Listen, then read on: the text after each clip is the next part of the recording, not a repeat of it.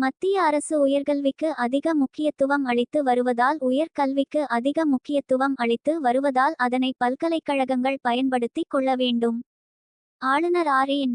ரவி கூறினார். வேலூர் மாவட்டம் காட்பாடியில் உள்ள விஐடி பல்கலைக்கழகத்தில் தென்மண்டல துணைவேந்தர்கள் கருத்தரங்கம் இன்று நடைபெற்றது.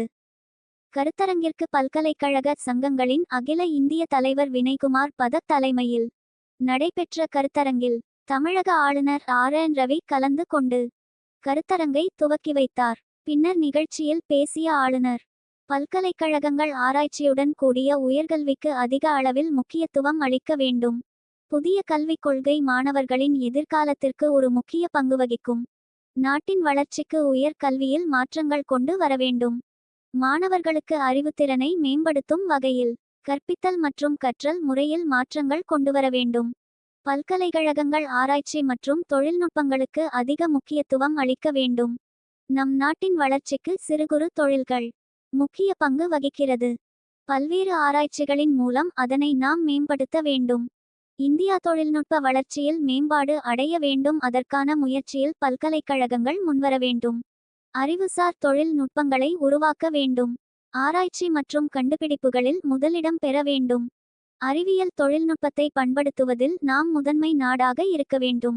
இந்தியாவில் நம் முன்னோர்கள் காலத்தில் குருகுல கல்வி பின்பற்றப்பட்டு வந்தது. அதன் மூலம் மாணவர்களுக்கும் ஆசிரியர்களுக்கும் இணக்கமான ஒரு சூழ்நிலை இருந்து வந்தது. இதனால் கல்வி வளர்ச்சி அடைந்தது. மாணவர்களும் அதிக அளவில் கல்வி கற்று வந்தனர்.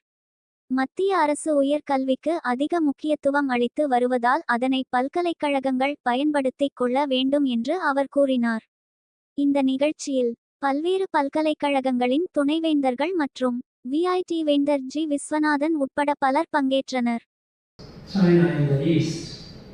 This whole reason, because at the time there was no United States of America, they were just coming up. North America, in fact, not only USA, but the entire North America, Australia, these were all colonies, which were lands which were being colonized.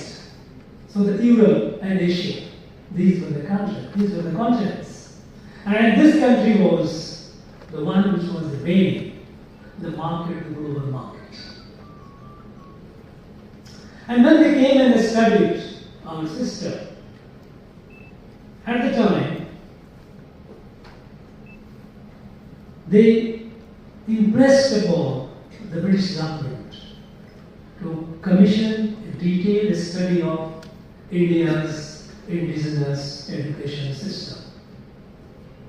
In fact, if you read the report of the professor, not report but the letter